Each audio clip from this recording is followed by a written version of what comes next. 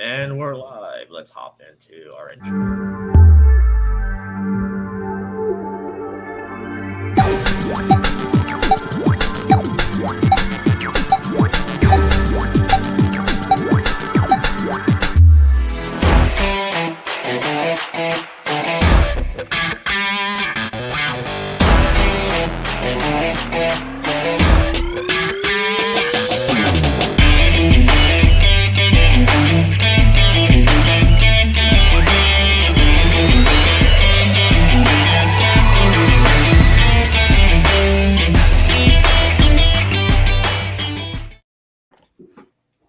And we're live on the first episode of 2023. Happy New Year to everyone. Yeah, right. And today is going to be an awesome episode. We have three great guests joining us, all different walks of life, but it's going to be interesting to listen to all their journeys. So I'll let them introduce themselves, starting with you, Sean. Yeah, I'm Sean Tajipour, the founder and mayor of Nerdtropolis. George. I'm George Bueller. I'm the host of Fanatic Forum, part of the Back of the Cereal Box Network. And then we got Viva Texas here. All right. So I'm the Spanish version of George. I'm Jorge. And I am Viva Texas, a quickly growing TikTok content creator. That's all about Texas. Nice. So we're going to start off with how was everyone's Christmas and New Year's? It was really good. It was much needed relaxation before we kick off a very busy year, I guess, for everybody. Yeah, ours was kind of quiet. My wife's family's from West Virginia, so we traveled there, but we were only there for about 36 hours before we saw how the weather was going to come in. We're like, yeah, if we want to get back to Kentucky before, 3 days later, we may want to go ahead and leave early. So we saw our folks, literally spent the night, and the next morning, boom, we're out. Yeah, no, I'm jealous of you guys. This is the first year that I was glad that the holidays were over, only because, 3 weeks before Christmas, I had surgery on my knee because I had a tumor growing in there. On the 21st of December, my wife had surgery on her foot, which kept her in bed rest for 2 weeks. My son's school was closed the entire week between Christmas and New Year's. So I was having to juggle everything in my house by myself all week and still work. So I was run ragged. I was working from 8 a.m. until midnight trying and to you did all this on a flat tire?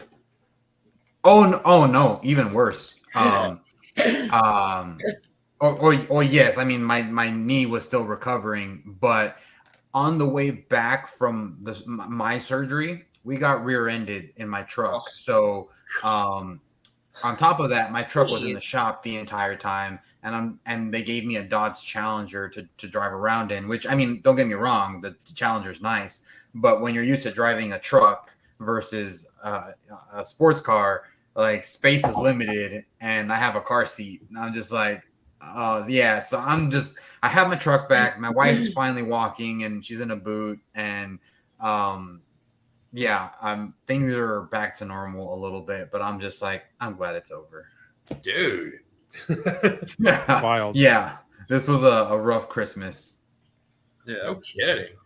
So, Jorge, while you're here, because I know you can only join for a short time, you said, I want to show this clip that went viral that actually landed in the executive office of the San Antonio Brahmas. Yeah, no, check this out. This says it all here. Now that the XFL has finally released their schedule, this is a message for St. Louis directly from San Antonio. Now, I know you all have your own little battle cry, something like "Caw is the law." But I can tell you right now that in Texas, things are a little different. Caw ain't no law down here. In fact, we have our own little battle cry that I want you all to get familiar with hearing, because you're going to hear it a lot in the Dome.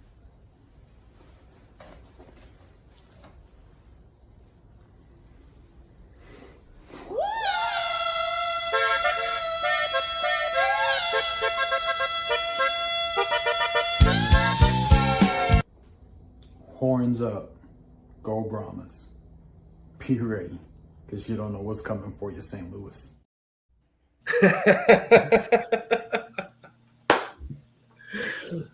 That was the most intense donning of a sombrero I think I've ever seen. Yeah, no, and that's I'm gonna be at every game dressed like that. Like I have the suit, I had it custom made. You gotta have it on and, now. You gotta have something like- on from that. Oh, let dude. me- I'm gonna put the jacket on then. But yeah, like I had it made in Guadalajara, Mexico. So it's legit. Nice. And it is obviously black and gold for the team. But yeah, it's I'm trying to become like inject a little bit of the culture of San Antonio, and obviously there's a big Mexican overlap in that. But yeah, I'm trying to just inject a little bit of the culture into the team, into just like the fandom, which locally it's been really well received. When the video made the rounds to St. Louis, so from what I was told is that when people from like our team, like the people that cover the XFL saw the video, they started blasting it all over the St. Louis pages saying, "Hey, we're being called out. Like, hey, this San Antonio is starting to, open up their mouths. Like, let's show them what St. Louis is all about." And there's like, out of nowhere, my Facebook started getting just blown up with all these people from St. Louis, and I'm like, how did this happen? I'm like, where? Like, I didn't think it was gonna reach them this quickly, and it just exploded from there. Where like someone had asked me to reach out to like the executive vice president for ticket operations for the entire league. So I emailed that person. I've been invited to other podcasts for the XFL. Like I was like, I guess like I'm gonna be that guy for the Brahmas. And the thing is that like with my TikTok account, I decided early on, like back in September, I was like, you know what, like NFL starting up, but I'm not really feeling it this year, especially because I knew. So I'm a big soccer fan as well, and I knew that the World Cup was going to happen in November. And as soon as the World Cup started, I was like, nothing else matters. When my team played Mexico, when Mexico was playing, I called off work. I was like, I'm not working today. I got more important things to do. So, like, as soon as the World Cup was over, like I had lost a month worth of like NFL coverage, and now at this point, I'm just like, I don't care who wins. Even like I'm a big Green Bay Packers fan. Whether they make the playoffs, whether they win the Super Bowl, wonderful. But like I'm all in on the Brahmas now. Like I that's my focus, and so I've been kind of planting my flag, and I was also trying to like get their attention early on before they even got a name, and saying like, hey, like y'all need a social media person. Like I'm right here. Like I'm doing it for you. Like hire me. And I actually submitted an application. They didn't hire me, unfortunately. But as far as I can tell, when it comes to putting stuff out on social media, I'm probably one of the only ones that's actually putting out Brahma's content on social media. So like I'm kind of doing their job for them for free, and which is fine. Like, hey, I'm all about it, but I like, hey, at least let me meet the coach or something. It'll happen. It'll happen. Just cross your fingers. Yeah. Our other guest decided to pop in here. A-Train from the X Fan Show. How you doing, brother?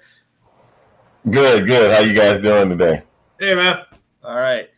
So let's hop into Nerdtropolis here. Sean, do you want to go back and kind of explain what Nerdtropolis is and how it got started?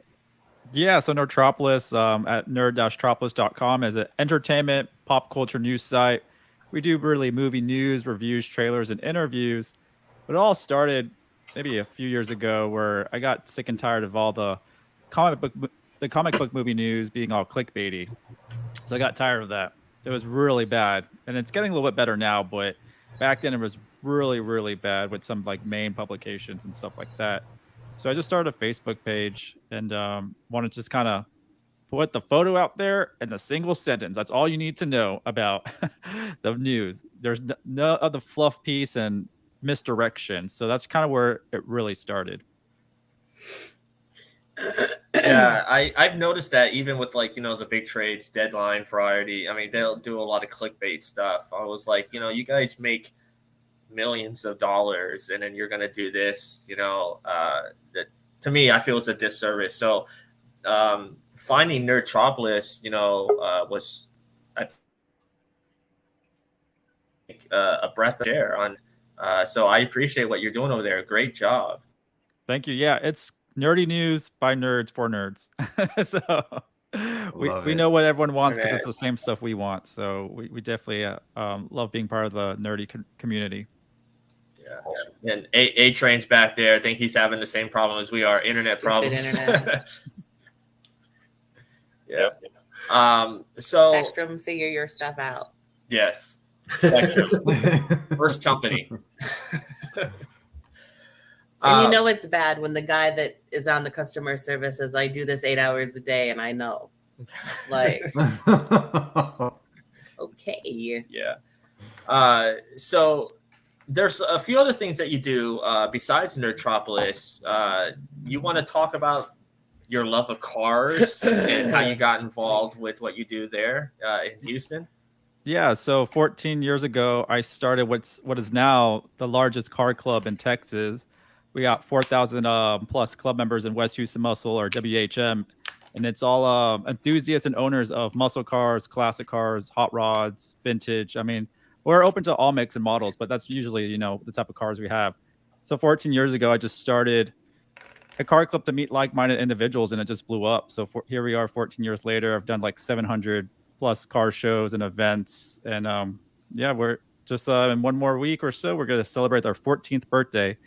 And so that's what kind of drove me into my obsession with cars and start doing car reviews and getting some press cars, some really cool stuff, and just creating content for vehicles. So that's been a really long journey, but it just continues to get better and better. Nice. So let me ask everyone here, since we're on the car subject, does anybody have a favorite TV car or movie car? And anybody who wants to answer first. Probably for me would be the 69 white Challenger from the original Vanishing Point. That's kind of been for me, that's kind of the standard for like muscle cars. I mean, I love that movie. And yeah, that's a badass automobile. Sean, if you could keep that club going for another like 20 to 25 years, my dream is to have like a 60s era Mustang, and I can do that as soon as my kids are in college. My son's 2 right now. So if you can keep that club going for a couple more decades, I'll join you then. Yeah, for sure. And the funny thing is, before I started the club, I know you're in San Antonio. I was at UTSA and I started the San Antonio Car Club out there when I was in college. And so that's kind of what kind of kick-started when I came back to Houston, creating West Houston Muscle, was creating the San Antonio, the UTSA Car Club out there. Yeah, like I used to have them. Well, I've had 2 Mustangs, but as soon as I became a father, I was like, oh, I guess I got to let them go. So I miss them to this day. And I also used to have a Harley, and like that was also that, like, my wife was like, "Oh, you let that stuff go. Like, you're gonna have to sell it. We have a family now." But my favorite car, it's actually super cheesy. I don't know if you guys have ever heard of a show called Viper from the 90s. So I was maybe 5 or 6 when this show was on the air, and I thought it was the absolute coolest car in the world. And I've had a fascination with Dodge Vipers ever since. So that's like my dream car is a Dodge Viper. But it's all because of that show. Nice. It's a good pick. What about you, Arlington? I'm a big fan of the Knight Rider kit car. That's always been a favorite. You know, it's black. It has horsepower. You know, and as much as I want to, I don't want it now because in today's technology, it talks. I don't need a car that talks to me. Okay. Give you some sass. But I like the vehicle itself. You know, that is an amazing car, and I think even Jay Leno had a chance to ride that. I don't know if he has it or he's ridden in it. So, you know, that is a cool car to have in your possession. Is that kit? Nice. And I already know your favorite. You know my favorite. Go ahead and say it. The 67 Impala. Black. Yeah. Blue interior. Or brown interior. Yeah. I have a problem. she loves Supernatural. That is like her jam. But I also had my picture taken inside of the Savior Impala, which is the signature replica of Baby. So I'm hooked. And Jensen has sat in that car. Mm-hmm. I've had the pleasure as well. There's a guy Travis around the cons called Last Action Josh that he built his own Impala replica. And it's great. I mean, he's got everything's decked out. Like you open the trunk, there's all the tools of the trade and everything like that. Dean's tape collection. He's got a little box that's Dean's tapes, and you know it's everything Dean would listen to, sitting right there in the middle of the console. So yeah, it's a pretty cool vehicle. I never really cared until I started watching the show, and then I'm like, well, that's the car then. Like that show made Impalas very, very famous. Yeah, nobody cared about the car because then you could find one like when the show started, you could buy like for like the body 4,000 and reestablish it for less than $5,000, and now you're paying out the. Yeah, now it's like 50,000 or more. And that's for one that's totally trashed that you have to rebuild. Yeah. Wow. So since everybody here is considered a content creator for online, do you guys have any tips and pointers for anybody listening that wants to get into, online content creation? The number one rule is to be consistent. 100%. That's 100%. really where I would start. It doesn't really matter about quality or what you're doing. As long as you be consistent, you're teaching yourself tricks yourself when you're making it, and you're just getting better and better. And you'll find things you can fix as you move forward. But you just got to be consistent. It's just practice. That's pretty much what it is. For me, my biggest pet peeve for content creators I've seen, especially a lot of the more amateur ones, voice control. You don't have to shout, folks. We're all right here. If you make sure you got a good microphone, and just it's fine to use a nice. I have a loud voice myself here, but you don't have to shout. It's okay. Okay, that might be lead for the problem in the room here. That might be me, but the reason that I do the shouting is because it's good for effect. And I know a lot of times, getting your point across with a person that I have to deal with on a weekly basis. If you do check out the X-Man show, you have seen who I have to deal with every freaking show.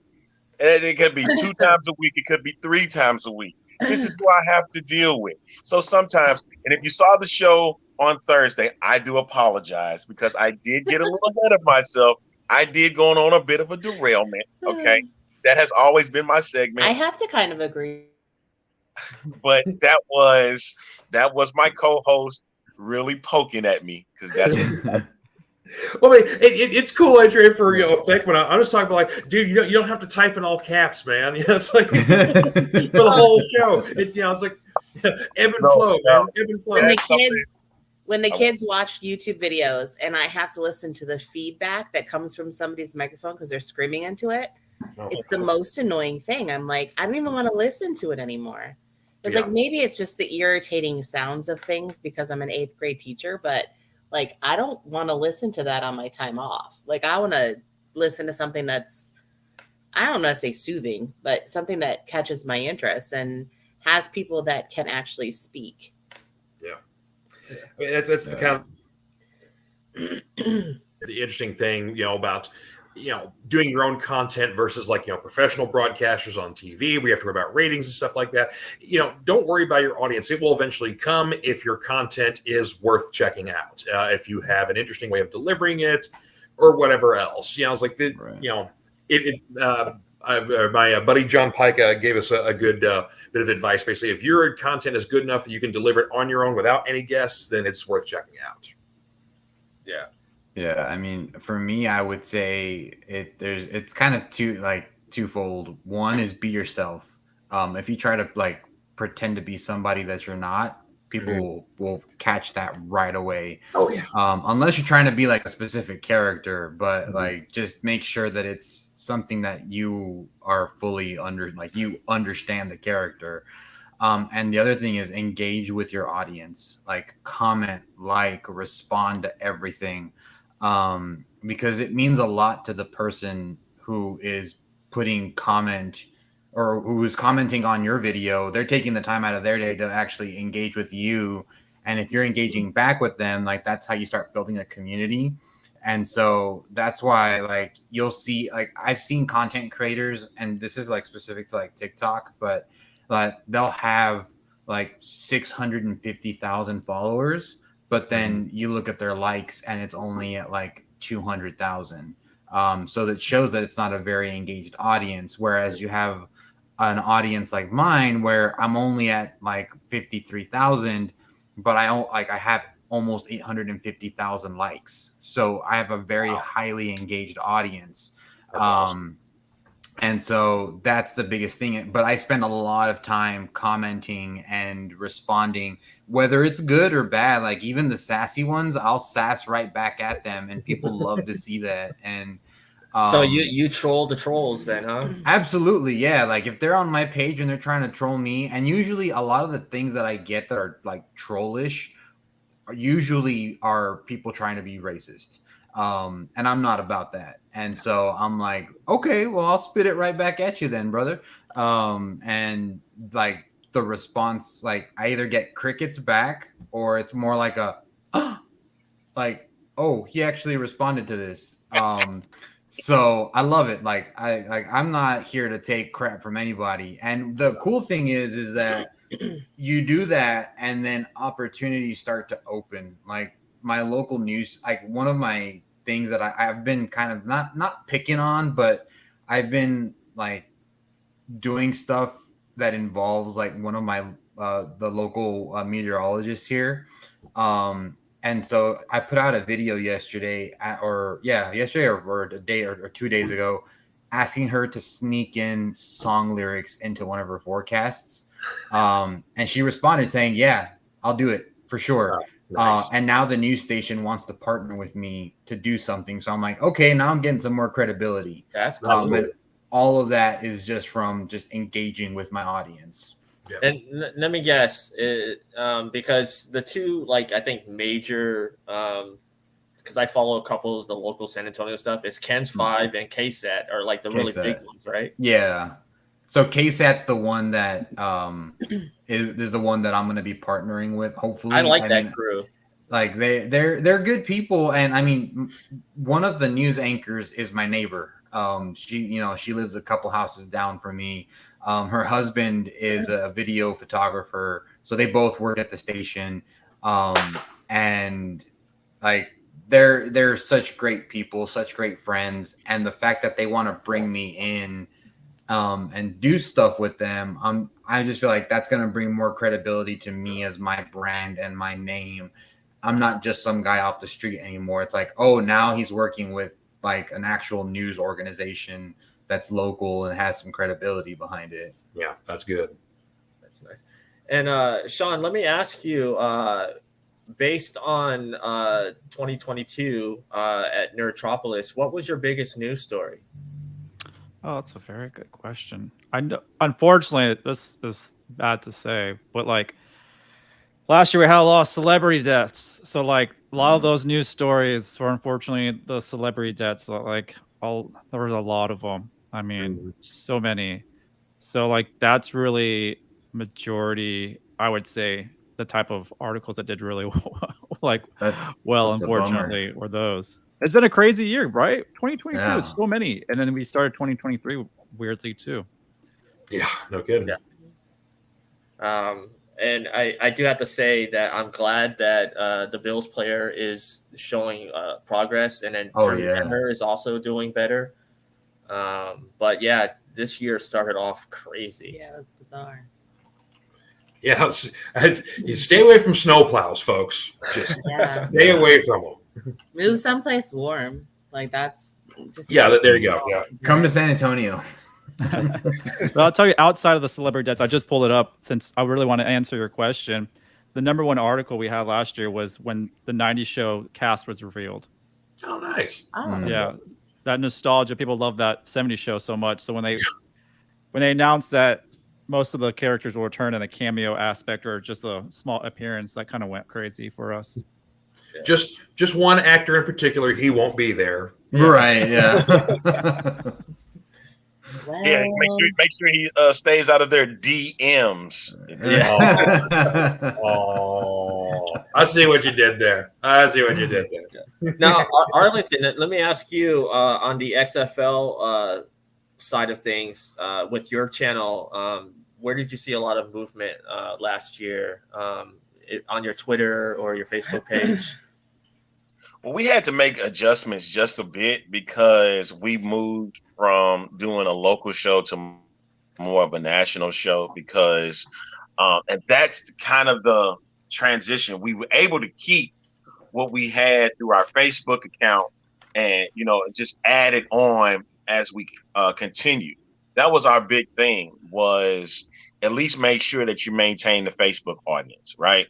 And we added the YouTube, it was like, do we really need to? And it was like, yeah, we do, because there are other people that are outside of Facebook that don't use Facebook that want to use YouTube. So consistently, we continue to build upon, we're trying to continue to build upon that audience, building something from scratch again. And, even though it's a slow turn, we are continuously moving. And we have another audience that we have with the Pro Football Alliance, and so we keep those shows there. You can watch it anywhere. So that's kind of how we want to do it. And with the XFL coming back, I think it's going to start growing a whole lot more, because the more that we start talking about it, the more that you start seeing people like executives or different guests come on the show and whatnot. It's going to continuously grow. And like George had stated at the beginning, consistency, or as somebody said it here on this panel, consistency is the greatest thing here. I think it was Sean, Sean said that consistency was the biggest thing. Now, George, since you do your show and you talk about a lot of comics and stuff. So what was some of the biggest comic books of 2022 that you can think of, even if it's not Marvel or DC? Well, I say Marvel and DC, they both had their separate different events. They had their big stuff there. Marvel's was a little disappointing because they basically finally get the Avengers, the X-Men, and the Eternals all together, and the overall consensus was it was boring, which is unfortunate. DC had their big event with kind of a sequel to the classic Crisis on Infinite Earths, which that was a lot of fun. It wasn't as great and grandeur as the original, but it was a lot of fun. But mostly last year, the independents really brought it home. Image Comics, of course, is the biggest of those. They've had several titles that were very popular. 8 Billion Genies probably being the biggest one, which, if you guys are familiar with 8 Billion Genies, great concept of basically everybody in the world gets their own personal genie on the same day, and you get one wish.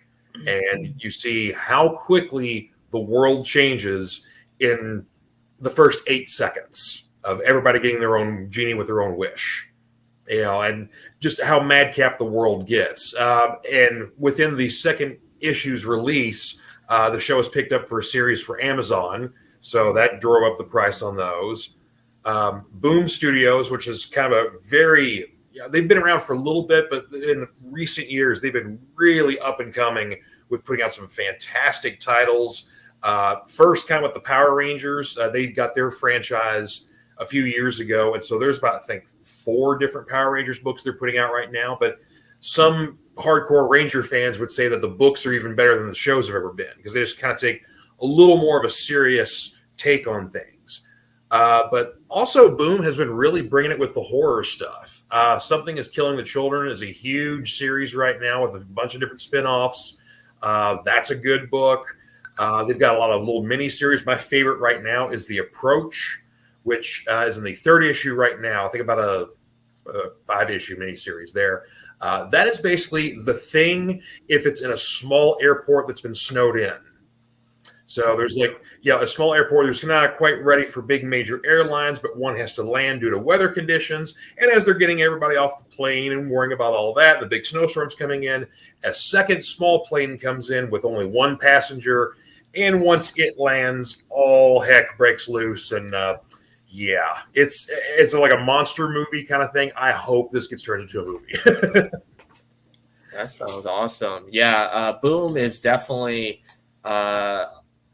along with IDW and Dynamite, they've been releasing some great stuff.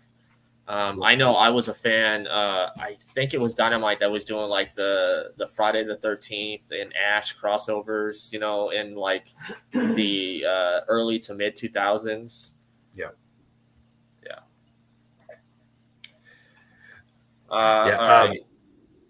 I'll say one other. I can't forget this one. Dark Horse put out a 3-issue series called Night of the Ghoul, which was probably one of my favorite horror series of last year.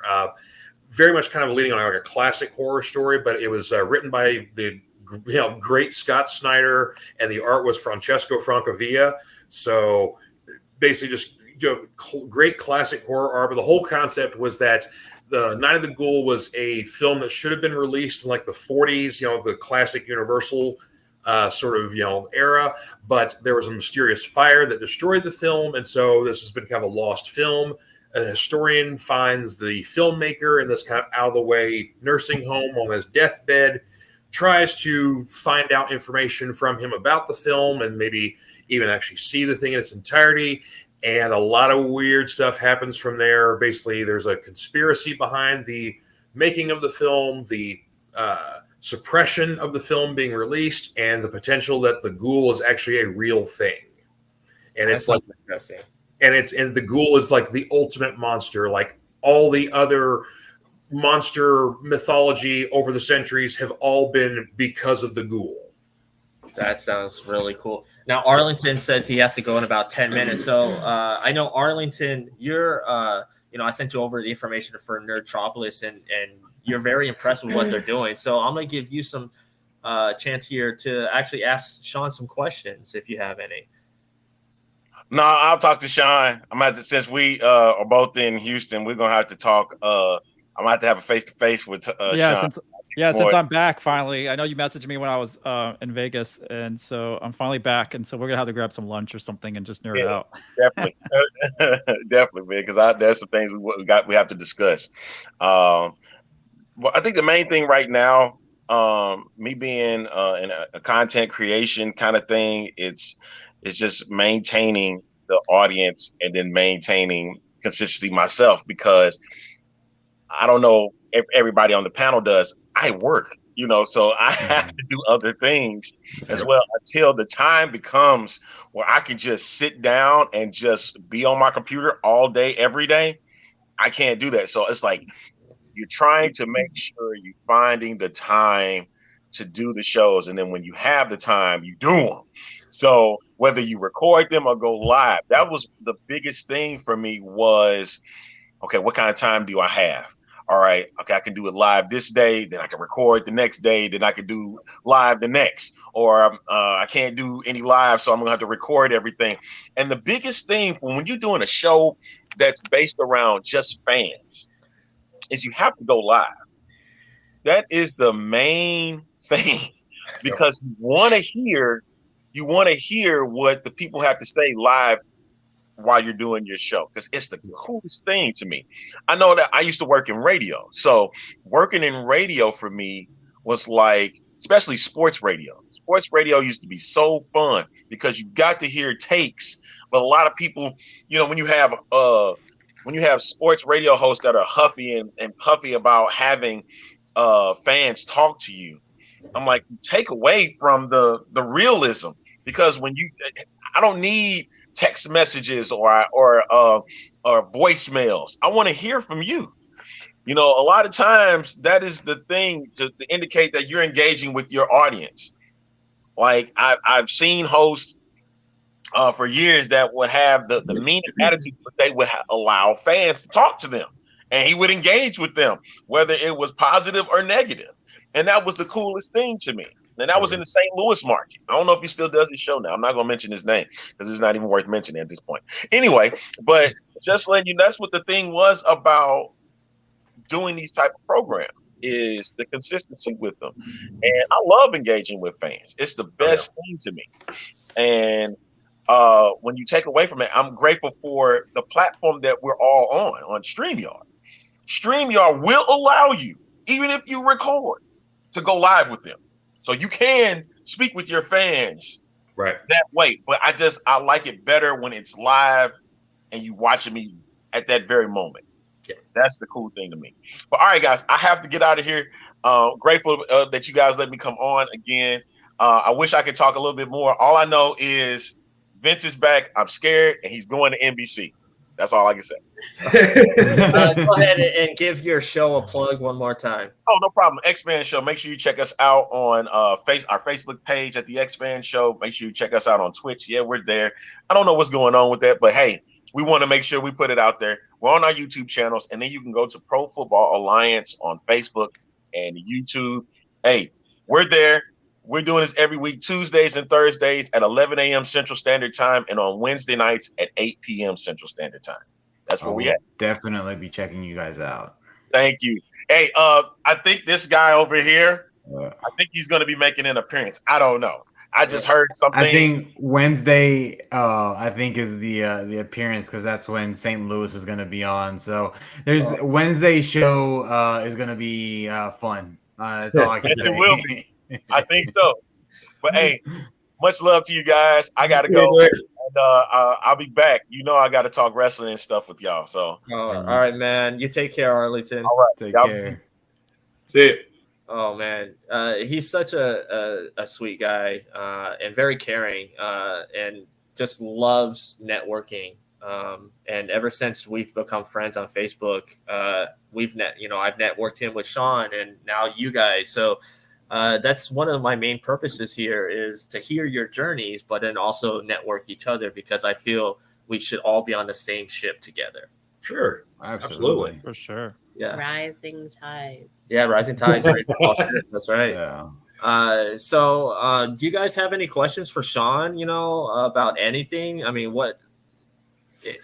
Well, Sean, you said you're more of a movie fan. Is there anything coming out this year that you're especially looking forward to movie-wise? Oh, it's so funny because I'm joining some of my friends tonight, and we're going to talk about what's anticipated for us individually. And let me see. I have a couple things I think I wrote down. Nothing shocking or anything, but I was working on a little list. But to be honest, I'm really looking forward to the new Ninja Turtles animated movie coming out in August. I know people are showing a lot of hate for it because it's a Seth Rogen production, but we haven't had one of them smoking weed or something. I don't know. Well, did Seth Rogen give us Invincible on Amazon? Yes, he did.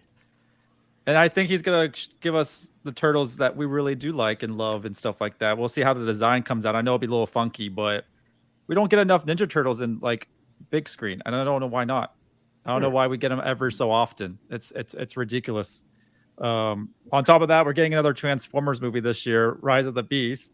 I mean, they should be pushing out Ninja Turtle movies just as much as they're doing Transformers movies. I mean, it's not going to hurt, right? So those two movies I'm really looking forward to. I like stuff I grew up watching as a kid are those two. And then the Flash movie, if it happens this year, I really want to see Michael Keaton back. So I think it's next year. I think it's 24. No, this year. It's June. It's this year. Oh, it is? Yeah. Wow. I think it's this year, and we'll see if that even happens. But I only want to watch that because of Michael Keaton. And I want to see that Batmobile. I want to see that Batmobile, and I think he has an airplane too. So those are the 3 movies I'm really looking forward to, and that's just because growing up, I loved Transformers, Ninja Turtles, and Michael Keaton's Batman. Yeah.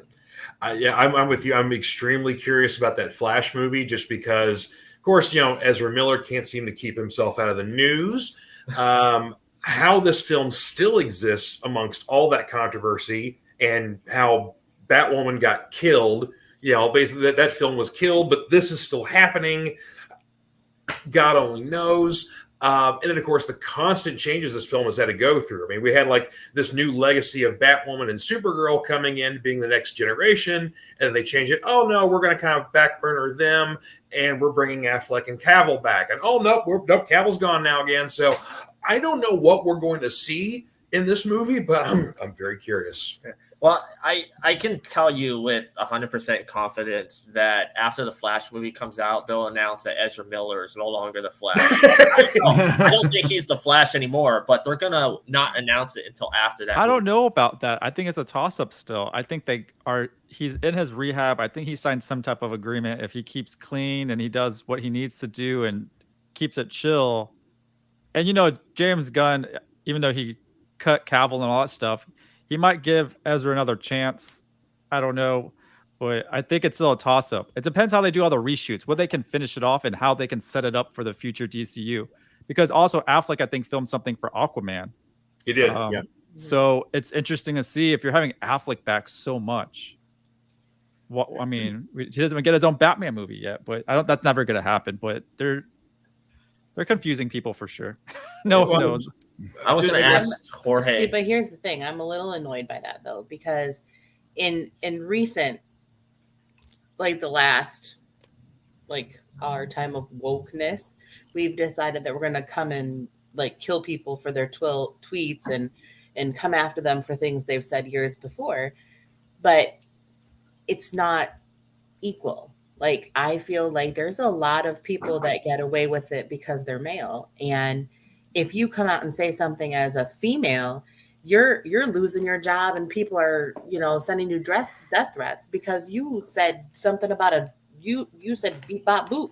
I'm like, it's not equal. Like, okay, Danny Masterson. All right, fine. He did reap what he sowed.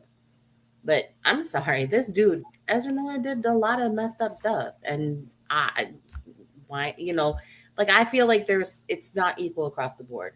Like, we're coming down on women a lot harder than we are on men in complaining about the Me Too movement and all these other things. I'm like, I get it. I'm a girl and I'm one of those people that's like, you know what, if something happened 20 years ago, you should have said something 20 years ago. But why do we let these guys continue to get away with it?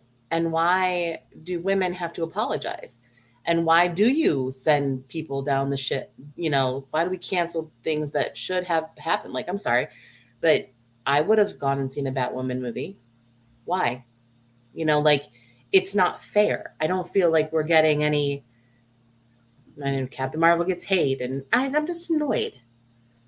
As much as we say we're not racist and we're not sexist, we really are.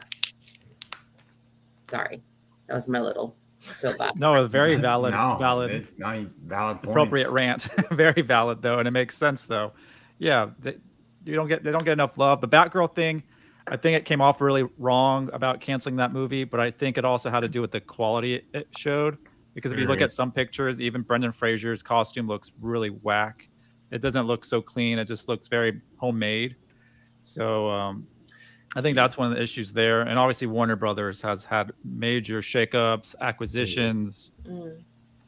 It's wild, that ride. And I'm impressed they're still like making money and making big movies. It's really difficult to go forward when you're making all these changes and getting acquired from a bigger company. And yeah, it's a wild ride for sure over there at Warner Brothers.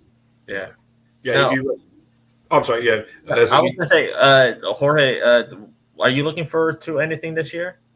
Yeah. So I'm a huge Star Wars junkie. Like, obviously there's no movies coming out, but everything that's coming out on Disney Plus. Like, I started watching the Bad Batch season 2 that came out. Mandalorian season 3 is going to be coming out. The Ahsoka show is going to be coming out. So I'm super excited to see where they're going to take that. I know last year people like with Obi-Wan Kenobi, you either loved it or you hated it. I actually really enjoyed it. Yeah, it was a good show.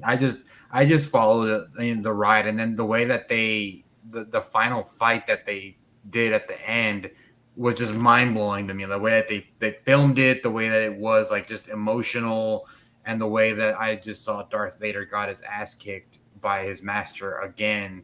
Now I can understand, like, it's like last time I was like when you go to episode 4 in the 70s movies, like how they're tying it all together, where it's like before I was a learner, but now I am the master. And it's like, oh, I get why you're saying that now, because last time you got your ass kicked. So like there's definitely that. And then also Ted Lasso, the last season of Ted Lasso. I'm obviously being a huge soccer fan. Ted Lasso is just near and dear to my heart, and I'm sad that it's the last season because they said that they're only doing 3 seasons of it. But yeah, that's those are the big things that I'm looking out for this year. Yeah, you want to say something about Ted Lasso, because you were like you had no interest. Okay, well, I don't like Jason Sudeikis in most cases. Like I feel about him like I do about Will Ferrell. Like I don't see a lot that I liked him in, but this changed my mind a lot. Like it was something so sweet about it. And it was such a cool ensemble cast. Like you have all these different personalities, and it was just really good. And I was like, I'm gonna hate this show. And of course, because this is one of the things, I guess, why we're still together after 18 years, because you're like, you need to watch this. And then I end up, and I'm like, I was the same way with my wife. Yeah. My wife was like, because she doesn't like watching soccer she likes watching soccer in person. She's like, I don't like watching soccer on TV. But like, this isn't about soccer. It's different. Like, you'll like it. And she ended up loving it. And I will like go on record and saying it is the only show that has ever made me cry. Only because in full disclosure, all honesty, like I have a lot of mental health struggles. I am on medication for it, and it is being treated by a doctor, and things are getting better. But there's an episode in season 2 of Ted Lasso where he's finally opening up to the psychiatrist. And the thing that really choked me up was, and I might choke up a little bit just talking about it, so I apologize, but is when he said how he was so sad. Like, he was so angry at his dad because he said his dad quit when he committed suicide. And I think of myself and the times that I've been in those dark thoughts where I've almost been in that position. And I think of my son and what he would think of me if I did that to myself. And so that episode for me, like, I love watching it, but it's such a difficult episode for me to watch because when he says that, he's like, I'm so angry at my dad because he quit on life, and he was such a good dad to me. It was one of those things like I'm just like, it hits just right where it hits close to home, and I'm just like, I can't quit on my son, and especially not with the journey that my son has been on through his life. So to give you guys a little bit of context to that, so my son, I adopted him out of the foster system. Can I just stop you for a minute there? Yeah, and I want to say thank you. So many kids, so many people need to do that. Aren't. Yeah, like we're getting ready to do it again here. After my wife recovers from her foot surgery, my son, he's turning 3 in February. He's never had a birthday party because COVID has robbed him of his first 2 birthday parties. So we're finally throwing him a birthday party. So after that's done, like, we're gonna foster another child and hopefully adopt them. Cool. But the journey that he was on was, so when he was born, the biological parents, like the mother had already had children taken away. The father, I know very little about him other than his first and last name. He was in jail and he was a male. That's all that I know about the father. I have no idea where he's at.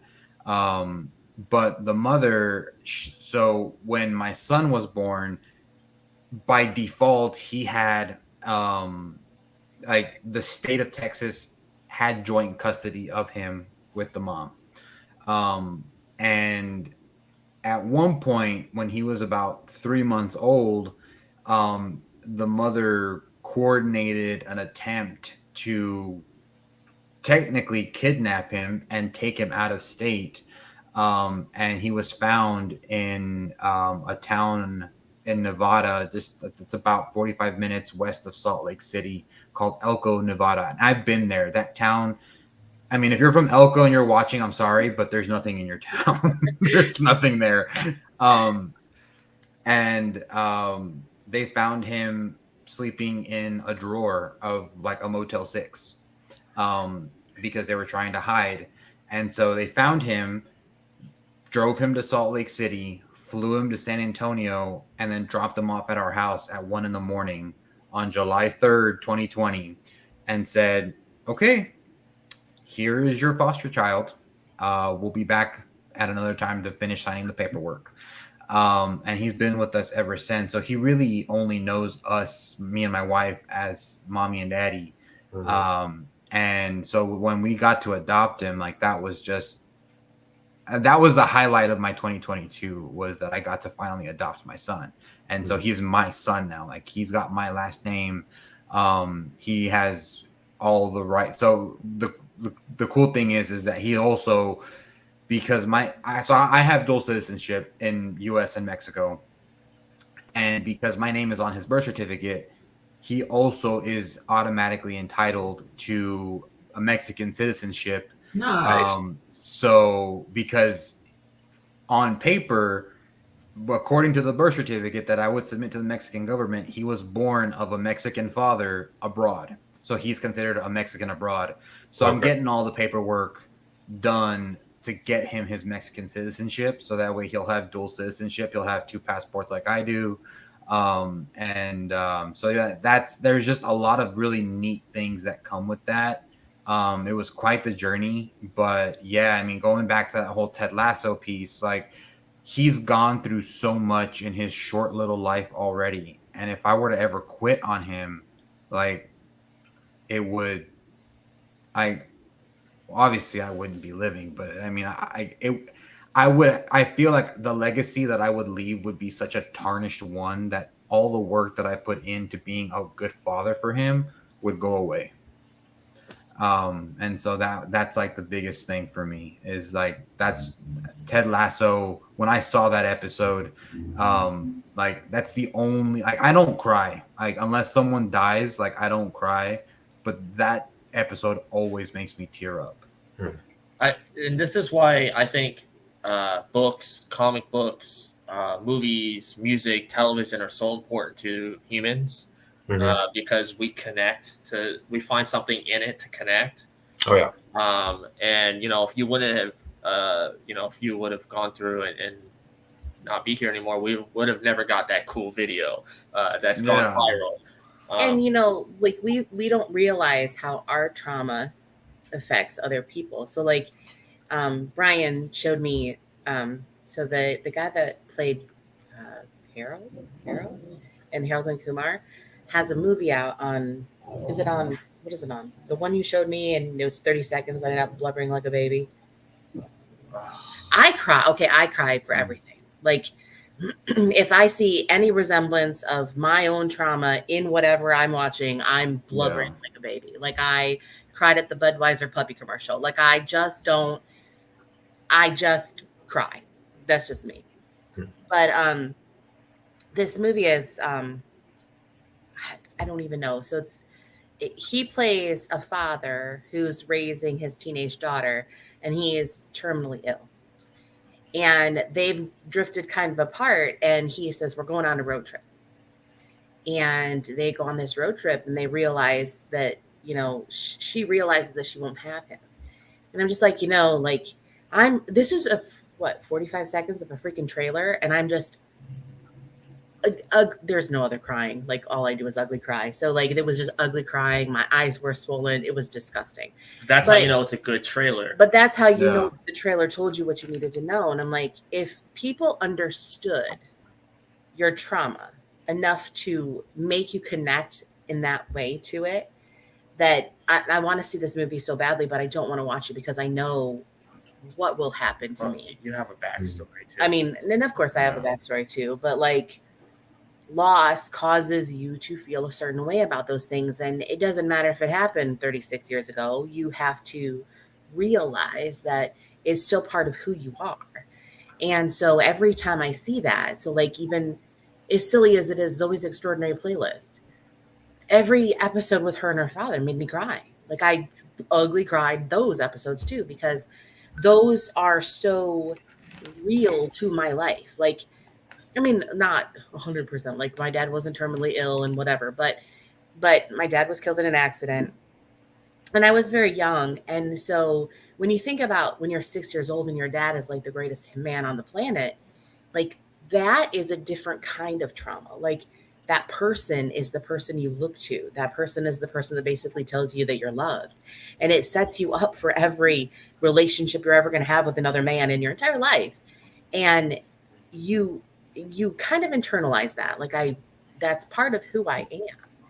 And so when those stories get told, I'm like, thank God I'm not the only one. And so you see that representation of someone who's gone through something similar, maybe not the same, but you can say, okay, well, I can make it through another day because I'm somehow validated. Because most of the time, most of my life was when you told the story, people would say, well, you just need to get over it. Okay, then tell me how. Tell me how you get over that. Yeah. Tell me how, when you're 6 years old, the most important person in your life is ripped away from you, and you spend the next year seeing a psychologist because you're afraid that you will be orphaned. Like, how do you get over that? Like, you don't. Like, you have to get to a place where it just becomes part of your personality. You don't get over it. Right. Like my kids are like, how can you just tell us the story like that?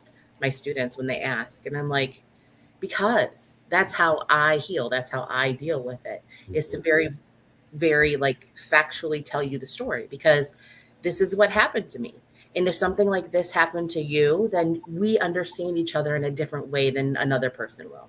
Mm-hmm. And so it's finding people that also understand. Like, we both have not so great relationships with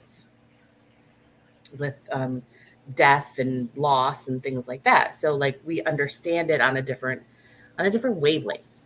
And so when people are, when mental health is an issue, it's like, well, people don't understand why this is a thing. Like I'm a very functioning and anxious person. Like I have generalized anxiety, I have all these things, but I function really well. So just because I look like I'm doing okay doesn't mean I'm doing okay. I don't have a choice. Like my kids rely on me, my students rely on me, my people rely on me. So I have to keep moving forward, and I have to keep on fighting the good fight. Otherwise, what have I left behind? Right. For my kids to deal with. I mean, some of the best advice that I got was actually from my mother-in-law, where, I mean, she also has her like mental health issues that she deals with as well. Obviously she has a lot more experience than I do, just given that she's lived longer than I have. But she told me, she goes, sometimes there are days where I have to work a lot harder than everybody else just to be what's considered okay. Mm-hmm. And I had never really thought of it that way, but it's absolutely true. Like there are some days where like I'm not okay, and if I'm gonna be okay, like I have to really push myself and really make myself, like these past 2 weeks with the holidays that I mentioned before the show, that put me through a stress test that was unreal. And there were days where I was just not in a good spot. but I had to push myself to just be to that level of I'm okay. Like I'll make it through the day. Whereas before, I'd have had an anxiety attack. I would have, had a panic attack. I don't know what I would have done, but it wouldn't have been good. Um, but yeah, and then being a man, it's you don't talk about these things. It's suck it up. It's deal with it. And yeah, I mean, yeah, it's crazy how we've gotten to this from Ted Lasso. I know. I did want to mention though that I wanted to post this up. That was actually a really good episode too. Like it was kind of a tearjerker. Yeah. But I think that also we have to consider if we were born of boomers, like if we're born of that generation, I think there was an understanding of just get it together. Like there was nobody taught you coping skills. They just said get over it. Like let's get moving. It's like there was it was very much the pull yourself up from your bootstraps and move on forward. And so I think some of us have gone the other way and we've done the opposite with our kids.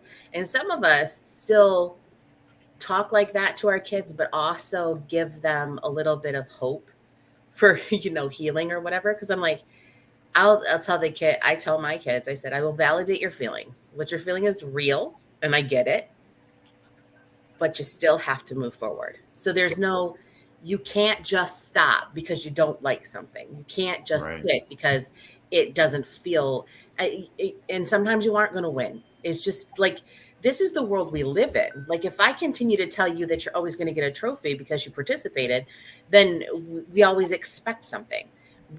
I didn't get a trophy for participating. Like everybody's like, well, you sucked. Like I did. Field day was horrible. Like I hated field day. There was a participation medal. There was you sucked. You were last place. And I was like, well, okay, whatever. But like we've allowed our kids to have trophies and to be validated by the most ridiculous things. And I'm like, do something worth validating, work for those goals.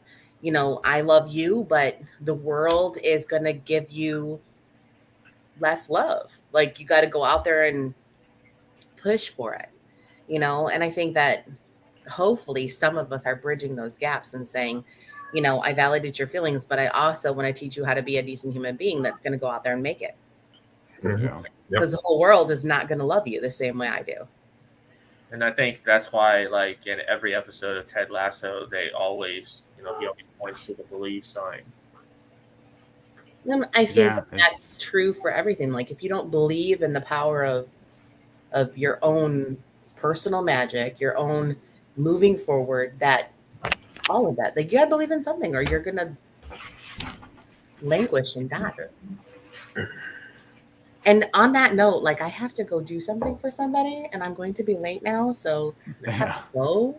Yeah, I have to go as well. My wife's already texted me. She's like, because I gotta go to Austin today to go see my mother-in-law. She came down from Oklahoma, so my wife is like chomping at the bit to get on the road. Yeah. So I want to thank you for joining us then, and go ahead and please plug your social media. Yeah, so I am on TikTok, Instagram, and Facebook. Viva Texas. Just you'll see the Texas shape with the Viva logo. That's me. I put out videos pretty much every day. So yeah, check me out, follow me, and send me a message if you want. But yeah, no, I thank you so much for having me on. Yeah, man. And then of course, you will be on the X Fan Show Wednesday night. Yep. I'll be there. From what I was told, that they're gonna try to have some St. Louis people on there. So they're gonna try to make that show as interesting as possible, having me and some St. Louis people go back and forth. So check that out on Wednesday as well. Awesome. Well, thank you for joining us. And George and Sean, if you want to stay just for a bit, sure, yeah, talk some more. I'm here. Thank you guys. And Jorge, see you, Jorge. Anytime, man. Hey, I appreciate it. Thank you. Y'all have a good one. See you, man. Pleasure to meet you. Yeah. Oh man, such an awesome, couple guys that joined us today. Right. So Sean, you just got back from CES in Vegas. You want to Yes. kind of go through the stuff that you had a chance to see and do? A lot. There was a lot going on there, from automotive to consumer electronics to, just innovative stuff for the industrial world. They have everything there. It's ridiculous. The first night I got to go attend the Sony press event where they unveiled a bunch of stuff for Sony, maybe from the PSVR 2 that they had there. That was really cool to see. And they had on display, and you had demos. And then also a new controller system for people that are disabled. It's almost very joystick-like, but with a circle with all the buttons around it. So they're trying to accommodate the people with disabilities to play video games much more easier. I know there's a lot of third parties out there that already do it, but it's nice to see that Sony is putting money into that to make it easier for their new console. About time, too. Yeah. Yeah, for sure. And then Sony had a lot to show off, their AR and VR worlds. And then they have a new vehicle they're working on with Honda called the Fila. It's a new EV that's supposed to be coming out to North America in 2026. Interesting. Yeah, very cool. And then we had, I guess, a behind the scenes sneak peek world premiere of Gran Turismo movie coming out this August with Orlando Bloom and David Harbour. So that was cool to kind of see it live in person. They had the director there, and kind of seeing that was pretty darn cool. Super excited. It looks really fun. If everyone's asking, how do you make a Gran Turismo video game movie? Well, the video game is part of the movie, where they use the video game as a training exercise, these simulators. And apparently there is a prodigy Gran Turismo player that becomes a real life race car driver. And they said that's based on a real story. So that's what's really cool. Apparently there is a race car driver that made his way into as a professional, just playing Gran Turismo to start off with. Well, if you remember a few years back, the Need for Speed movie, which it didn't do too well at the box office, but I thought it did the game, semi-justice. But yeah, Gran Turismo, I did see the trailer on YouTube. I didn't have a chance to watch it yet, but I will definitely check it out. I'll say the trailer I'm most fascinated with right now is the one for Evil Dead Rise that came out a couple days ago. Yeah, it looks really good. And Raimi and Bruce are producers, so they know they back it up. So that's good. Yeah. And then that new Nicolas Cage Dracula movie. Yeah. Reinfeld. Yeah, that's great. Yeah, that looks like a lot of fun. There's a lot of horror stuff coming out this year. Some sequels I wasn't aware of. I didn't know there's a 10th Saw film. Yeah, and they're bringing Jigsaw back, so I'm not sure how that works into the storyline. But I know we've had a bunch of sequels, but are they counting that Chris Rock Spiral movie within the Saw genre? Because I don't remember there being 9 sequels until we get to this one. They're including Spiral in that. Involved somehow. It's like kind of like a legacy side story. Oh, okay. And then I did know there's another Insidious movie coming out. The one I would say I'm the most curious / worried about is that Exorcist remake, which is also supposed to be a sequel because it's Blumhouse is producing it, directed by David Gordon Green, written by Green and Danny McBride and a couple of the other partners that are involved with the Halloween trilogy that just came out. But the strange thing is that what's her face? Ellen Burstyn is in the movie reprising her role as Chris McNeil. Yeah, it's going to be interesting. I mean, Blumhouse, Jason knows how to spend very little and get a big return.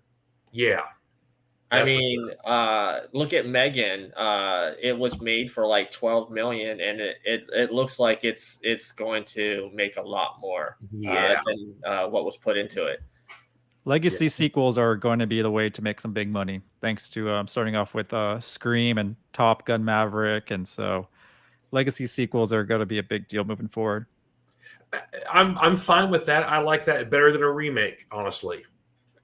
No, right. It's very it's not forgetting what it started with. That's the thing, you know. Yeah, You can't. I'm kind of morbidly curious about this Winnie the Pooh horror movie. I already saw Willy's Wonderland. I'm good. Yeah. Well, speaking Five of Nights that, at Freddy's. the real Five Nights at Freddy's comes out this year, I think. Yeah. Which is odd because isn't that franchise kind of like already over? I mean, I know they're still putting stuff out, but it's like the popularity of the Five Nights at Freddy's franchise was about 5 to 6 years ago. Yeah, I think with Jim Henson's Creature Shop working on it, it will bring at least the Jim Henson fans. Just Well, it's Blumhouse too, so yeah. Okay. But they want to put their hands in everything they can right now. Yeah. So I know, Sean, you said you have to go here soon, or yeah, in a couple minutes. Yeah, we can wrap. All right. Yeah, so let me ask you this: 2023 has a lot of movies this year, like more than last year. What do you think? I will ask you for your top 3. What do you think are the 3 biggest movies of this year? So box office wise, I think the Dune sequel is going to do really well. Yep. Yeah, I think the Dune sequel will do very well. I don't want to go into like Marvel stuff because like that's going to be easy to just name. The Marvel and DC movies will do really well. They're all going to do really well when it comes to the Marvel and DC. So I'm trying to think outside the box on that. But I know Dune would be very well.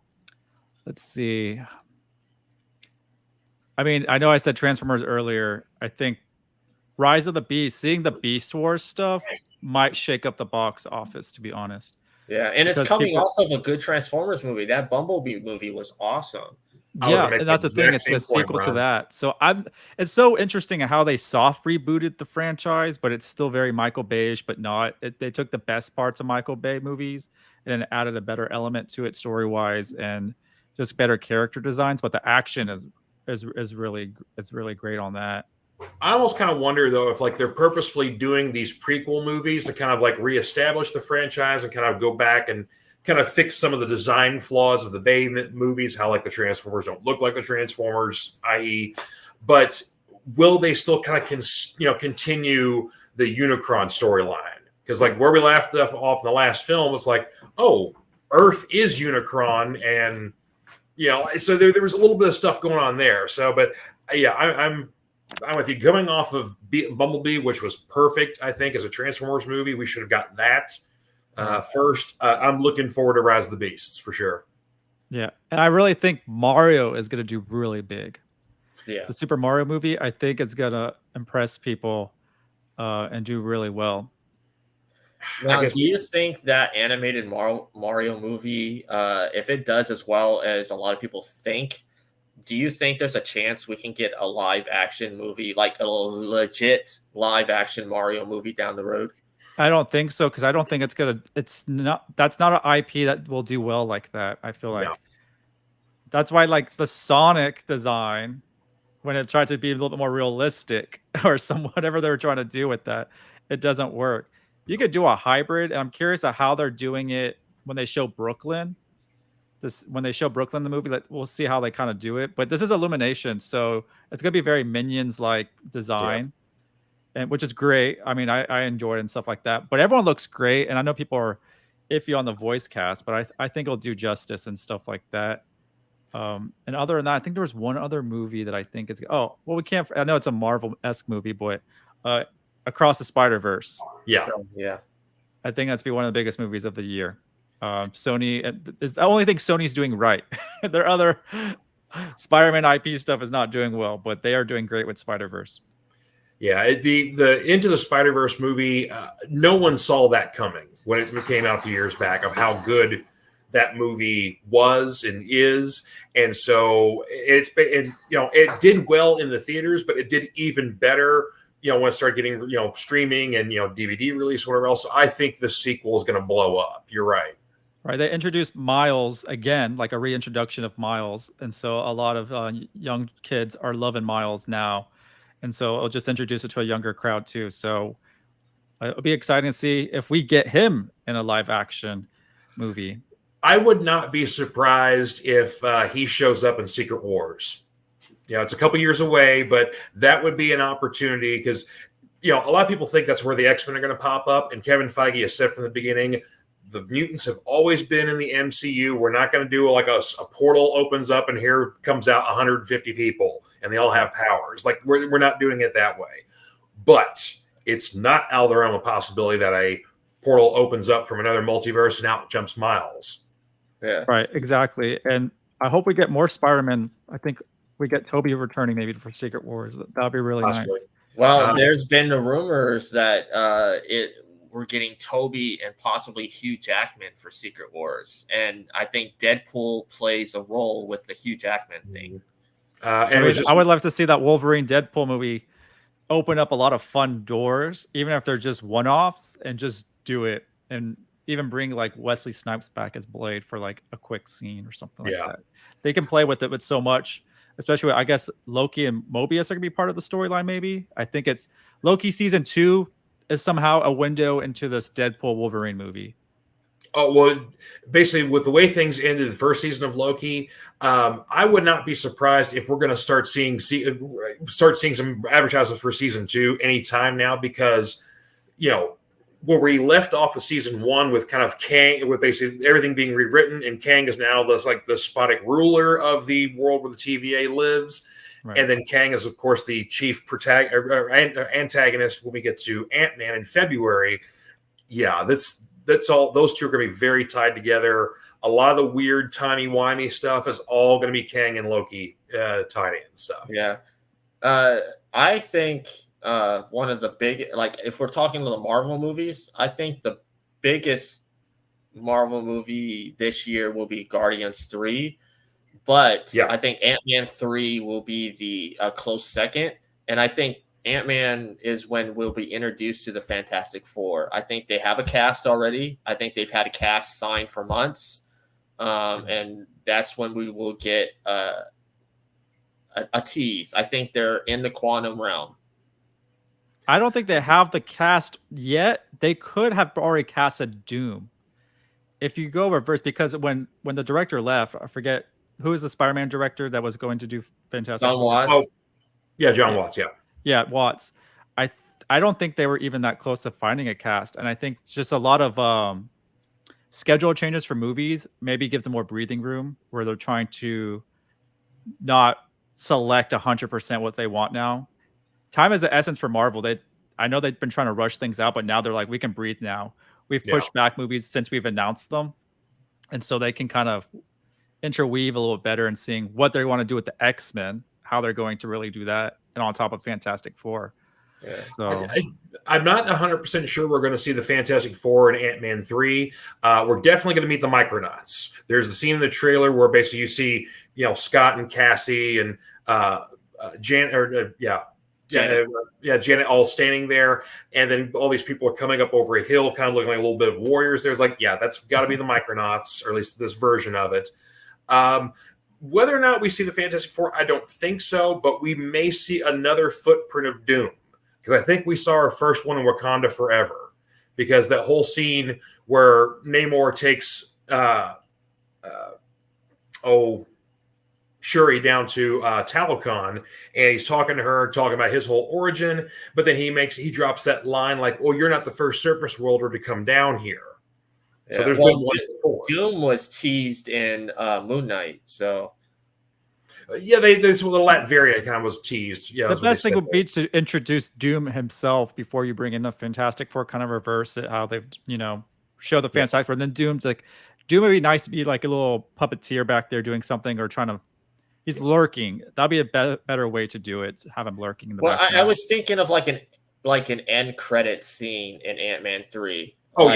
For Fantastic Four. Maybe not all 4 of them, but at least Reed Richards. Mm-hmm.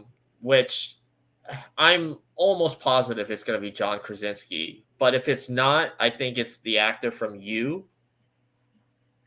Okay, yeah, I know what you're talking about. I would be more inclined that it's going to be the Fantastic Four are going to be unknowns, or going to be I think the Krasinski thing was fan service, but it was also a one-off stunt casting.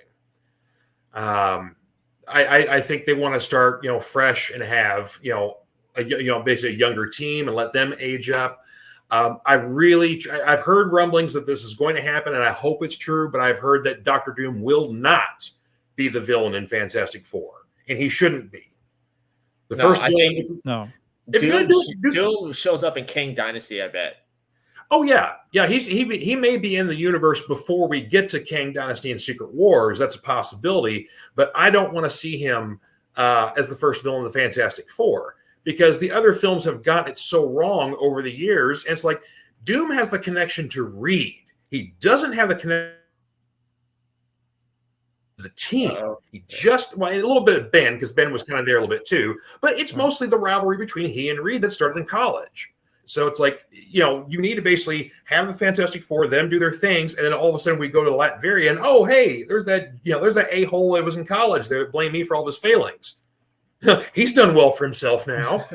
Yeah, it'll be great to see what they do. I think it's a young Avengers future. Like, it's going to be a younger cast that's going to carry on the mantle in a couple of years or so. So they're introducing all these new characters or new heroes for the MCU, at least, with younger actors. So I think it's it's not our MCU anymore that we started off with Iron Man. It has totally revamped it. It's gonna be Kate Bishop, and then Ant-Man's daughter, Cassie.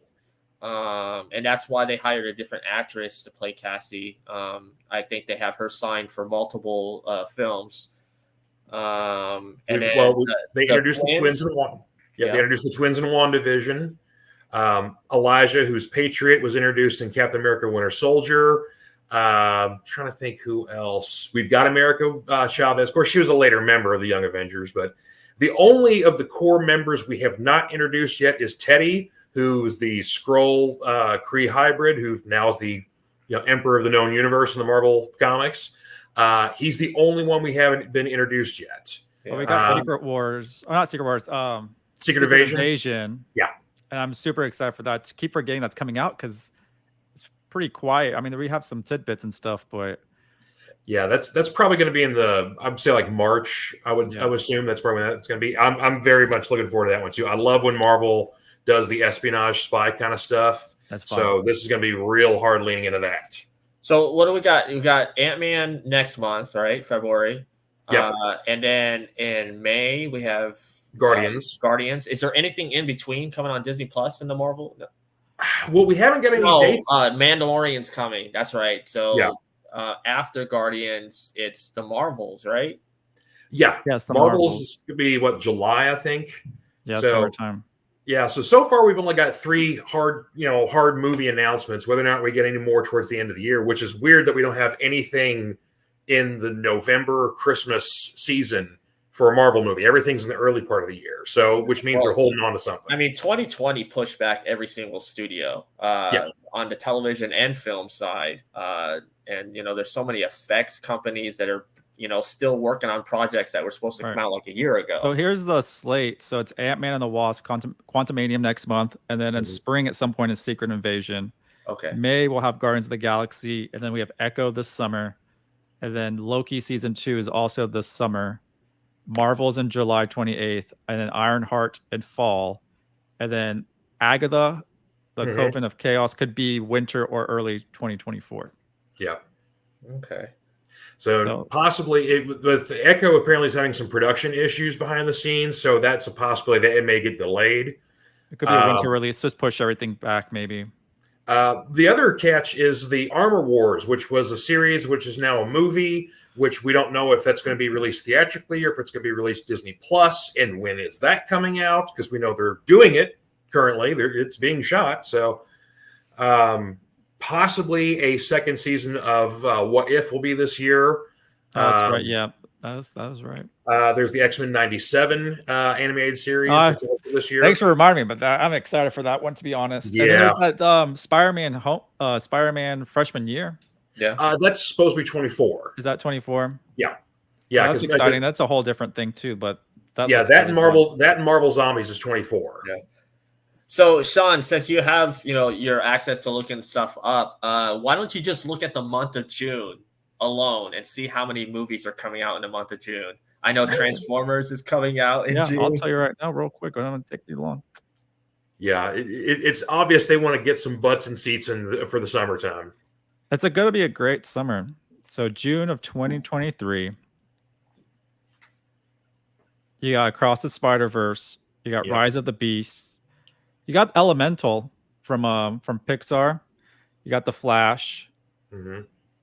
You got Indiana Jones. We didn't really mention that. I don't know. That first teaser is not very enticing. No. He looks pretty good with the de-aged CGI. So that's just June itself. So you got it's crazy how you can have probably 4.5 big movies coming out in 1 month. That's a lot of money to share. Yeah. It's wild. And then like in March we have Shazam's coming out? Yeah. So you got Creed, which I'm actually excited for, seeing Creed 3. Yeah. Totally. You got Scream 6, you got Shazam, and then you got John Wick Chapter 4. Oh yeah. There you go. And then you got Dungeons and Dragons Honor and Thieves. Is D&D in March?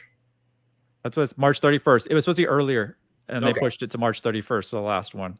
I like that trailer. I thought Chris Pine was hilarious in that trailer. Oh yeah, that D&D trailer hit all the marks with the D&D fans. I mean, you're seeing like just so many references, stuff like, oh, here's a black dragon that breathes acid. Like, oh my god, that's awesome. Then you see, the beholder and a mimic and all these creatures in there. Plus, the story looks kind of fun. You got a good cast on it with he and Michelle Rodriguez being the leads. So it's like, yeah. And to answer Leo's question, it's not the last John Wick universe film, because they have was it Ballerina that's coming out this year as well? He's supposed to be in that as well. Word around the campfires, there's supposed to be a total of 6 overall films. That's the plan. Yeah, and Keanu, he says he loves doing them, and he's gonna keep doing them as long as they're making money. I mean, they're not very expensive. I don't know what is the budget of those films. It's a good question, but they also have the Continental, which is a series that's coming. I think it's an HBO Max thing, or it could be for someone else, but they have that little prequel series. Yeah, I'm not sure which streaming service it's coming out, but you're right. So they're building a world, and you can't finish Keanu Reeves' character John Wick out of this world they're building with sideshows and spin-off movies. Yeah. Now, the one Keanu movie that's coming out in the near future I'm kind of most curious about is this Constantine sequel. Because I don't know. They might have killed that now that James Gunn, because James Gunn, and I got to give kudos to James Gunn. He's the only executive in Hollywood that is very vocal on Twitter and answering questions. I love the transparency. I know people are like, well, they're mad because he fired Henry Cavill. Well, technically, no. Henry Cavill was never even hired, basically. I mean, they're just not doing that version of Superman. But, that's just the internet for you. So I don't know if they're still moving forward with that. I don't even know if it was actually officially announced. It was. They did officially announce it because it was what was it? Was it San Diego or New York? But it was. They did make an official announcement about it. Was like CinemaCon or something like that too, maybe. It was. Because it basically, there were some fans who were excited about it, but there was also a lot of fans like, whoa. Okay. I know it was well received when it first came out, for the most part. There were some fans who kind of were like, well, this is kind of John Constantine. It's Constantine light.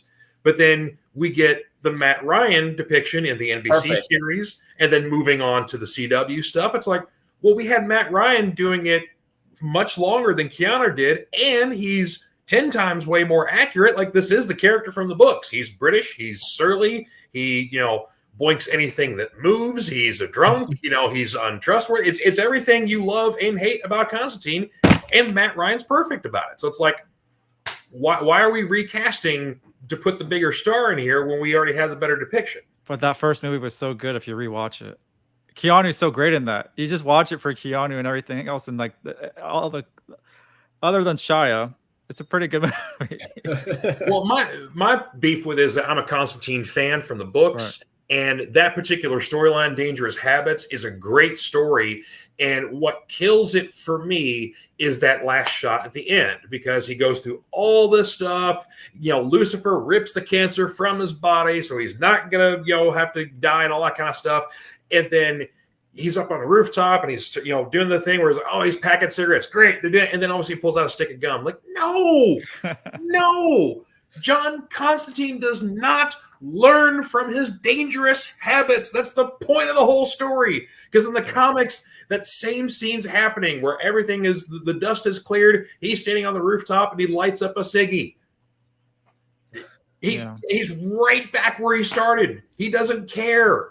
That's Constantine. Yeah, we'll see what happens. But J.J. Abrams was supposed to do a Constantine movie, I believe, or something like that. So they canned him for sure. They're not working with him anymore. So that's actually a plus. We'll just have to see what roadmap James Gunn puts out for us.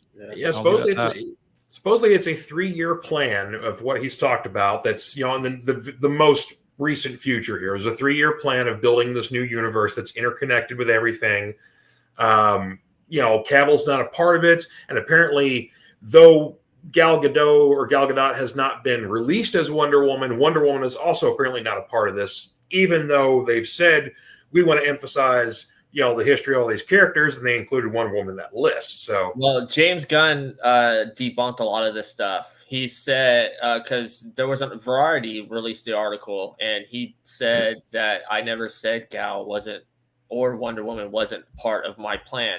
And he actually has an 8 to 10 year plan that him and Peter Safran put together.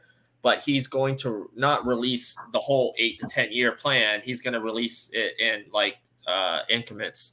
I just want to know if he like makes a like for everyone to know that like this is like Earth whatever Superman, like trying to divide it that way so it's not so confusing of what he wants to create brand new. I feel like he's creating a brand new Earth with all these characters. You could bring Gal Gadot back. You can change whoever Superman is. You can just tweak it, and that could be his universe he started, and then you just connect them somehow with whatever type of tracing paper. How do you want to do it? What strings you want to attach to all these other things, like a board of a mystery of what goes where. Yeah. So I don't know. That'd be interesting to see. I really want him to like have a proper roadmap, like printed out for us to see.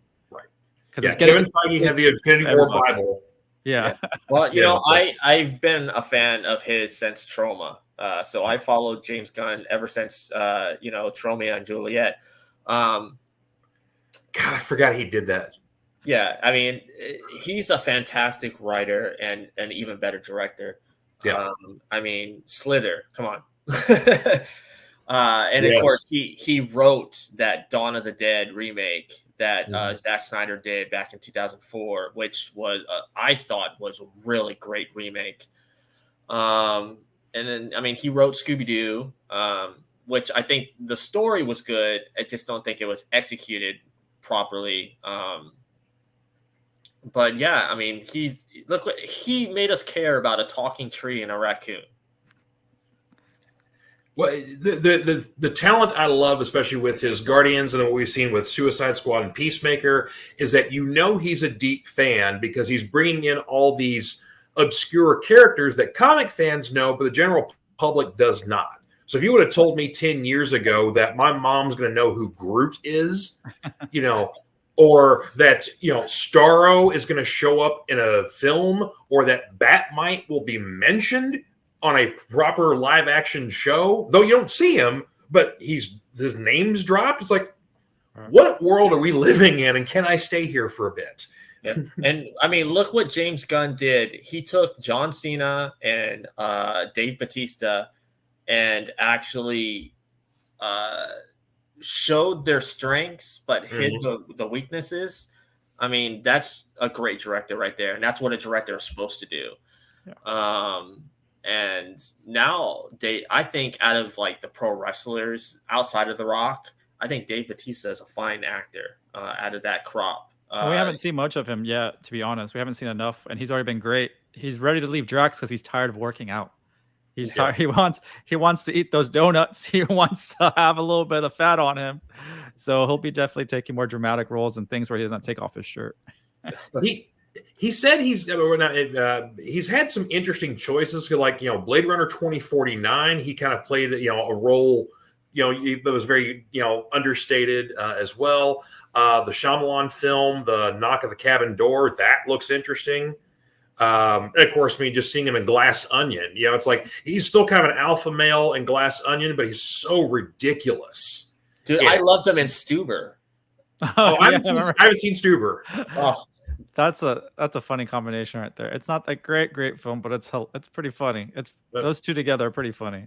I mean, the trailer looked funny. I just never got around to actually seeing the film. But yeah, I forgot that movie existed. Jesus. No, that you know what, George? Yeah, it's not a perfect film, but it has a lot of chuckle in it. Yeah, I think you would laugh. Yeah. I mean, there's been all kinds of movies that, you know, like who would have thought the 21 Jump Street, both those remakes would have just been as super funny as both those were. Those movies, chef's kiss. Those movies were great.